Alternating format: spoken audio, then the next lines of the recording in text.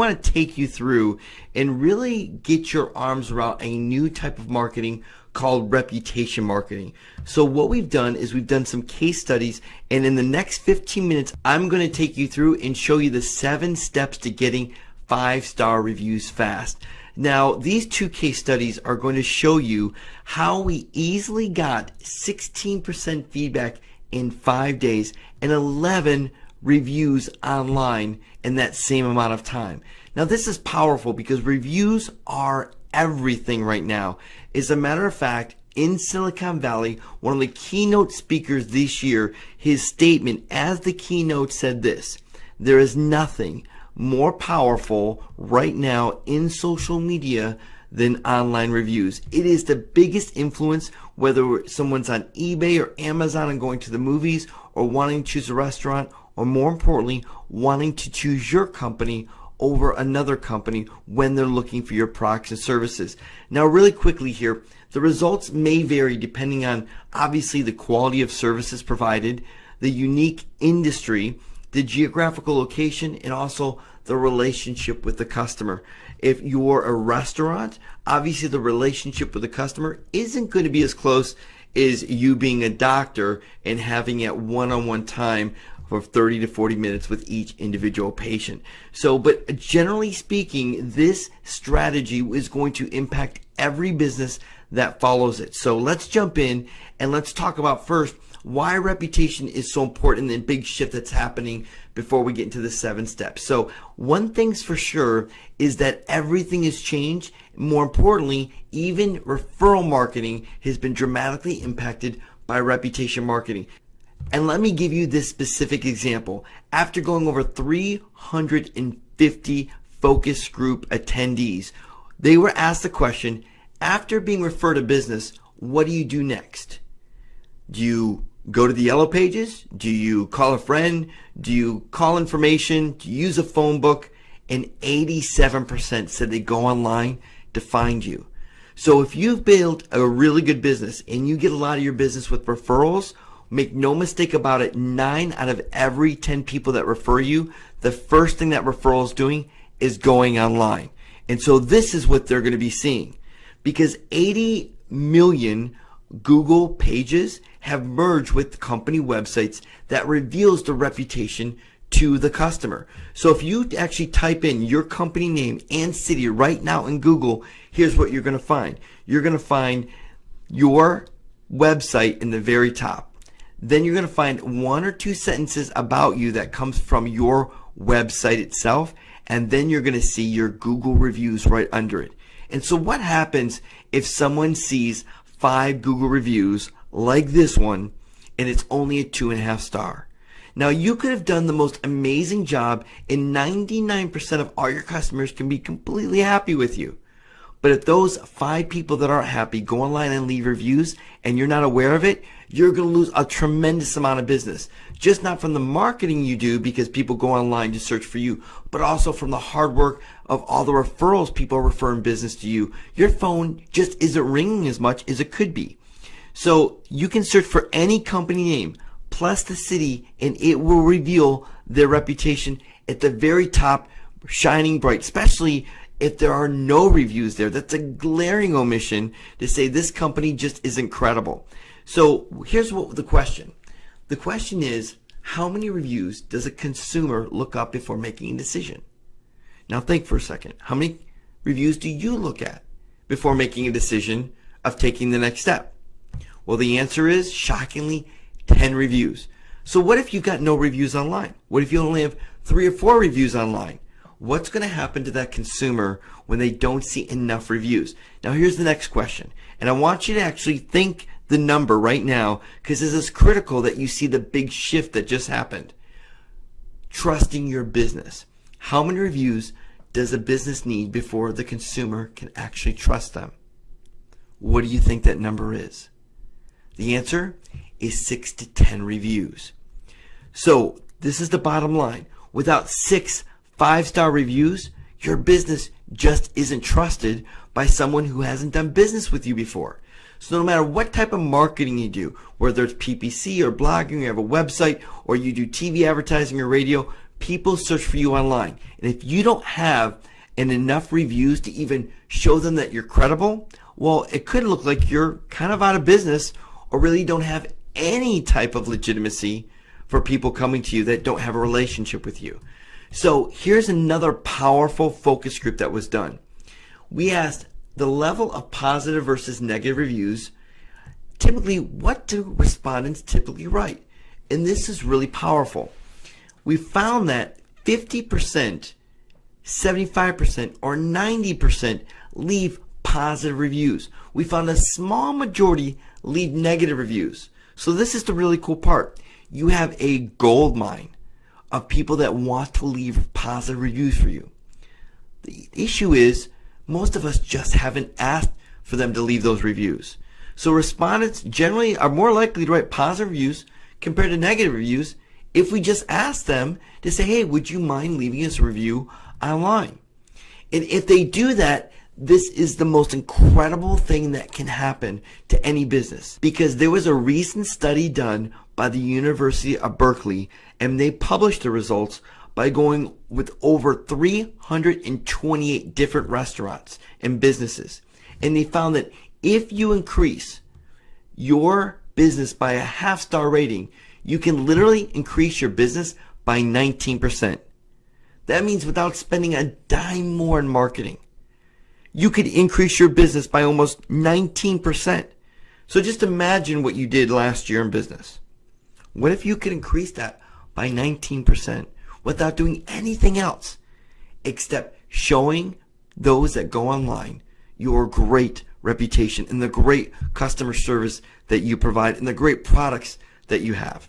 Well, I'm going to give you 7 steps right now that we've tested and done case studies of exactly how to get 5-star reviews fast. Step number 1 is pretty obvious, which is create your customer list.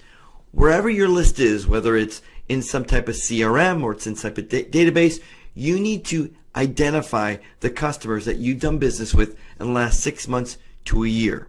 So you need them all in one area in a list that you can upload or insert into some type of system, an email server that we'll get to in just a few moments. So once you've got that list, the second step is to write what we call a request review email. This is a simple email where psychologically you're just simply setting up to ask your customers if they would so kindly leave a review for you. And so let me go over the psychology of how to write this email. First of all, you have an introduction. The introduction needs to say how much you appreciate them as a customer and how much you would appreciate if they would actually leave a review for you online. So you want to put a request review link in the body of that email. Now this email shouldn't be any more than 5 to 8 sentences. And I'll get to what the request review link is all about in just a moment here. But in the body, you need to put a link where they can go and leave a review. To close it off, you need to just say your commitment and your mission, what you and your business is committed to in serving them, and then put a PS. And let them know how much you would appreciate, again, if they would leave a review or feedback for you. Now, you don't want to send them directly online because you might be inviting them to actually leave a bad review if they didn't have a great experience with you. So this is a great way to filter good reviews and good feedback from bad reviews and bad feedback before they actually go online. And so the third step is to create what we call a review capture page. Now this review capture page has a few elements in it. 1, you're going to ask for their name, email, and phone number. 2, you're going to ask them for a rating and the review. Now we design these for our customers in this actual case study. So we professionally designed and customized every single review page for them so we could ask the right questions, cater to that specific type of market. But the basic elements are name, email, phone number, a rating, and a review. Now you can do this in several different setups in kind of a ad hoc way by using a service called SurveyMonkey, using a Google Doc, using Survey Gizmo, or if you'd like, I'll give you our contact information and you can call us and we'll spend 20 to 30 minutes with you going over the details and helping you put this system together. But bottom line is you can literally use a survey to ask for their name, their email, their phone number, give them a choice of rating, and then an open paragraph where they can write a review, and then they can submit and leave their feedback. So step 4 is to write a response email. Now, a response email is going to be broken up into 2 types of emails. One is the thank you email sequence. Because if someone leaves a positive review for you, you want to thank them. And you want to thank them, but here's the key. And ask them to leave that review online. So in the intro of that thank you email sequence, you're going to tell them how much you appreciate them and the great review that they left. And then in the body, you're going to say, would you mind leaving that review on Google or Yelp or any other directory that you would like them to leave a review on?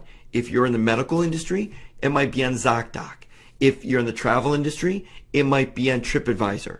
And what you're going to do is you're going to put your direct links to your listings on those review sites in this email. So you'll give them 3, no more than 3, no less than 3. Let them choose.